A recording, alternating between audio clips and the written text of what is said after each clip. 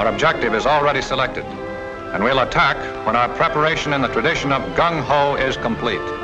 Realizing that we'll shove off the minute we're in shape, we settle down to the sizable job of becoming the 2nd Raider Battalion. And we know the reason for this sweat and bodily pain.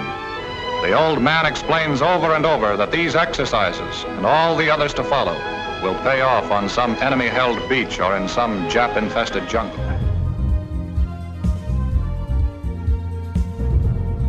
Hello there, this is Stormdog, and today I'd like to talk about Gung Ho, the story of Carlson's Makin Island Raiders. From now on, we'll just call it Gung Ho. The title, interestingly enough, translates roughly to work together.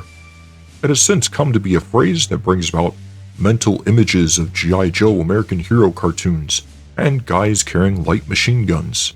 There's some deeper subtext there about masculinity. That is some Jack Donovan stuff about a man's value being based on the capabilities and merit he brings to his fellow man or his tribe. However, back to the film. The film is based on true events but has taken some liberties. It is based on the real World War II raid on Makin Island by Colonel Evans Carlson's 2nd Marine Raider Battalion. A group of volunteers from the Marines are brought together to form an even tougher unit. This will be an especially hazardous mission. I realized this was going to be a solid movie, and the first few minutes as they interview these volunteers to see if there is a possibility of their value to the unit. One man is asked if he could kill someone with a knife, and he explains he already has in the hills where he comes from over old clan grudges. There is a minister who wants to serve on the front line where his fellow man needs him, a soldier nicknamed Pig Iron, played by a young Robert Mitchum, who's a boxer from a poor background, a Filipino there to avenge his sister, who is also willing to teach his knife skills to the group, and many other interesting characters.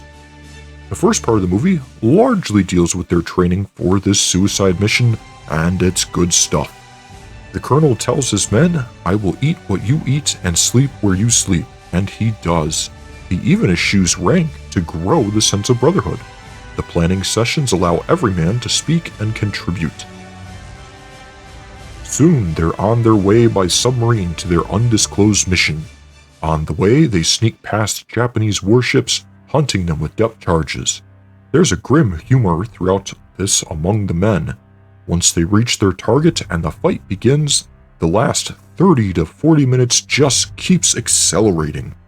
It started slow and the sound effects particularly had me worried, and then it ramped up about 3 separate times. There is a lot of really great scenes here, with a little more violence than I expected for the time. Many of the death scenes are a bit on the melodramatic side though.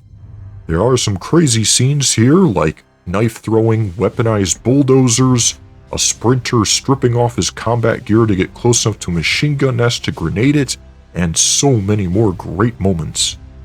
The movie since has been shown to recruits of the United States Marines. It left a big mark on man-on-a-mission type movies and basically established the formula for the genre. Randolph Scott plays the lead as the colonel, although the character's name has been changed from what it really was to Thorvald. Scott was mostly known for his work doing westerns. He served with the U.S. Army during World War I. After the war and after college, he became interested in acting, and Howard Hughes got him an audition on a Cecil B. DeMille picture. He did not get the role, but was soon scouted by Paramount Pictures. He met Cary Grant, and the two of them lived together on and off for many years. There is much discussion that the two were having a gay relationship until 1941. He died in 1987. I thought he did well with the role here, although there are so many interesting characters in here. The director, Ray Enright, also served in World War I in the Signal Corps. The first film he directed was an early Rin Tin Tin movie.